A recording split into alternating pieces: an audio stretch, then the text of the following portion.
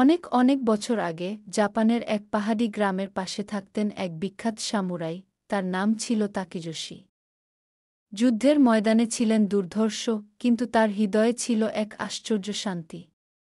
তিনি বিশ্বাস করতেন প্রকৃত শক্তি আসে ভেতরের স্থিরতা থেকে। একদিন যুদ্ধ শেষে ফিরে এসে তিনি এক চা বাগানে বসেন। সেখানে এক বৃদ্ধ চা গুরু তাকে চা পরিবেশন করেন। চা পরিবেশনের প্রতিটি ধাপে ছিল নীরবতা, শৃঙ্খলা ও সৌন্দর্য। সামুরাই মুগ্ধ হয়ে দেখলেন একটি চায়ের কাপেও লুকিয়ে আছে শান্তি, শ্রদ্ধা আর শিল্প। তাকেজোশি সেই দিন থেকে প্রতিদিন চা চক্রে অংশ নিতে লাগলেন। যুদ্ধ আর স্রেফ অস্ত্রের লড়াই নয়, মনকে শান্ত রাখা, প্রকৃতিকে শ্রদ্ধা করা আর ছোট জিনিসেও সৌন্দর্য খুঁজে পাওয়া, এটিই হয়ে উঠল তার নতুন দর্শন। এইভাবেই চাচক্র জাপানের সংস্কৃতির অবিচ্ছেদ্য অংশ হয়ে ওঠে, যেটি শুধু পানীয় নয়, বরং একটি জীবন দর্শন।